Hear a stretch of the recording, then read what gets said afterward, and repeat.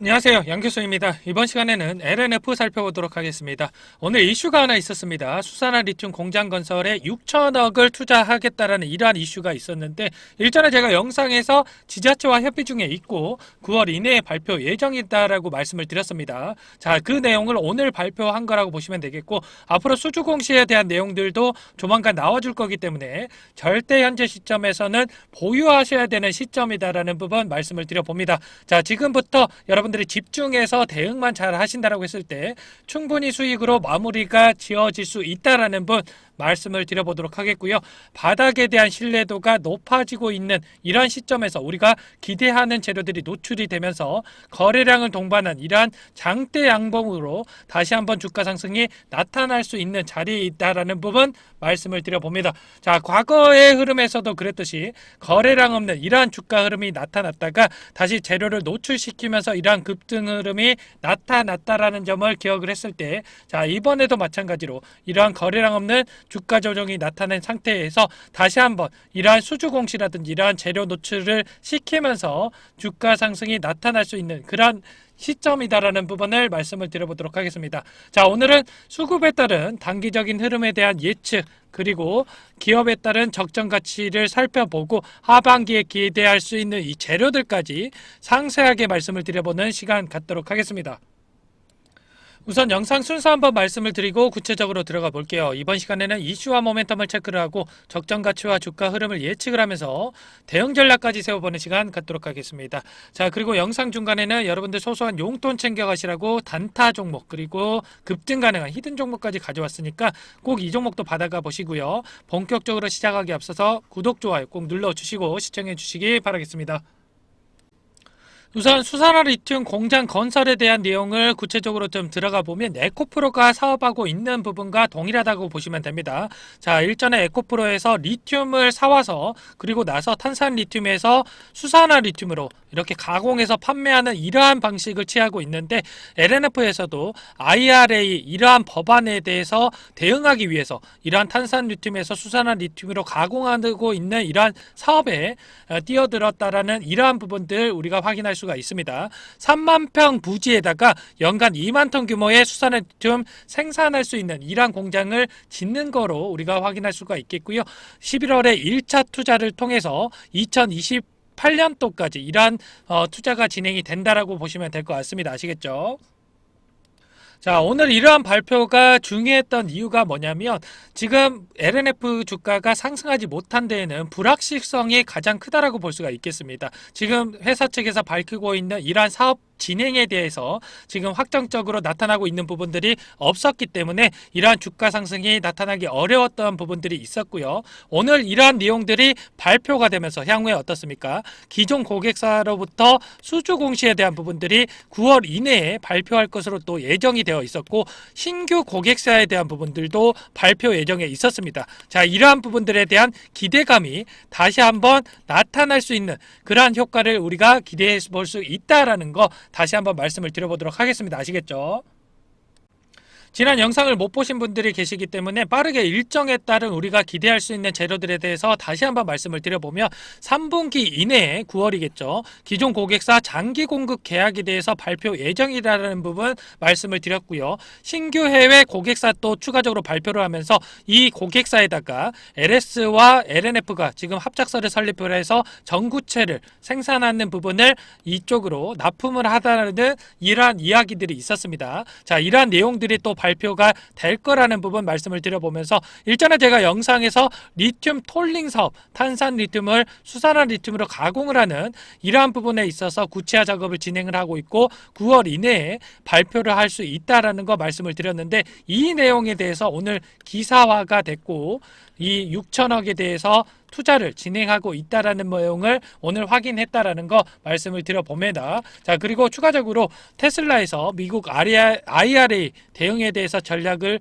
하기 위해서 2차전지 소재 공급망 개편에 대해서 이야기를 한 바가 있었는데 이러한 내용에 있어서 LNF 쪽에서 양극재 수주를 추가적으로 공시할 수 있다라는 거 우리가 기대감을 가지고 지켜봐야 되겠습니다. 아시겠죠?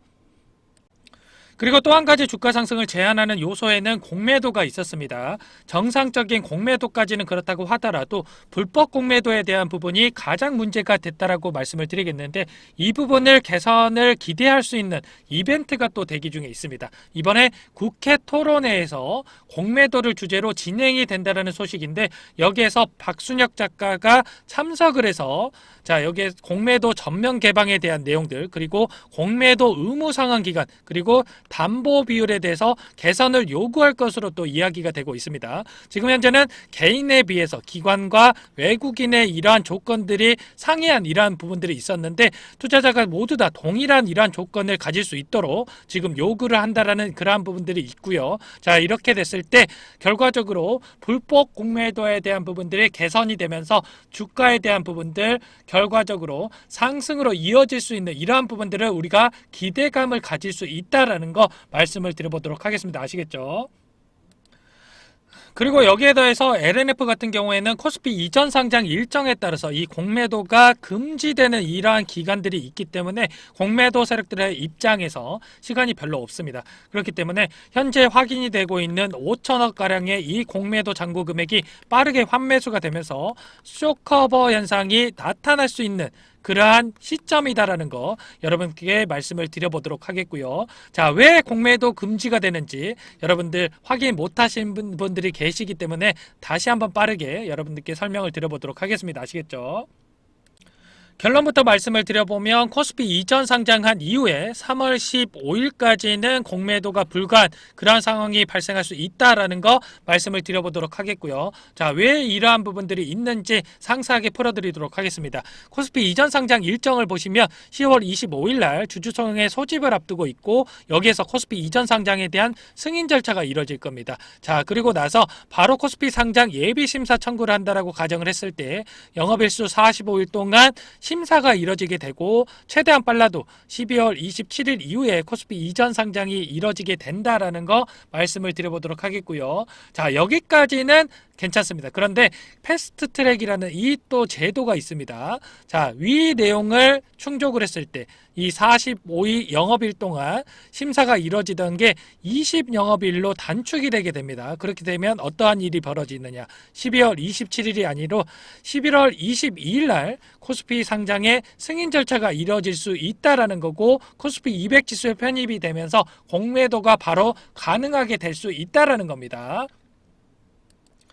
물론 코스피로 바로 이전한다라고 해서 코스피 200 지수에 바로 편입이 되는 건 아니지만, 여기에 보시면 11월 22일 이전에 승인했을 경우에 12월 정기 변경을 통해서 특례 편입을 통해서 코스피 200 지수에 편입이 될 수 있다라는 거고, 만약에 11월 22일 이후에 승인이 됐을 경우에 24년 3월 15일까지 공매도가 금지가 되면서 특례 편입이 또 이뤄지게 될 수 있다라는 겁니다. 현재 특례 편입 제도라는 거를 설명을 드려보면 15거래일 동안 일평균 시가총액 50위 이내인 경우에 특례 편입 심사를 또 받을 수가 있는 거고, 시가총액이 현재 LG성활건강이 7.3조 원이기 때문에 LNF 시가총액 6.8조 원인 부분을 봤을 때 주가 상승이 조금만 나타난다고 했을 때, 이러한 특례 편입을 통해서 코스피 200 지수에 편입이 되면서 바로 이 공매도가 가능해지는 그러한 현상이 나타날 수 있다라는 거고, 그렇기 때문에 이러한 11월 22일 기점으로 이전에 승인이 되느냐 아니면 이후에 승인이 되느냐가 중요하다라는 겁니다. 아시겠죠? 다시 돌아와서 한 번 더 설명을 드리면 11월 22일 기점이 가장 중요하다고 말씀을 드렸습니다. 여기에서 10월 25일 날 주주총회 소집에서 승인 절차가 이뤄지고 나서 10월 25일에 바로 코스피 상장 예비 심사 청구를 하는 게 아니고요. 만약에 일주일만 늦춰서 이 코스피 상장 예비 심사 청구를 한다라고 했을 때 어떻습니까? 패스트 트랙 이러한 제도를 진행을 한다라고 하더라도 11월 22일이 아니라 11월 27일 날 이렇게 코스피 이전 상장이 이루어지게 되면서 3월 15일까지 공매도가 불가한 그러한 상황이 나타날 수 있다라는 겁니다.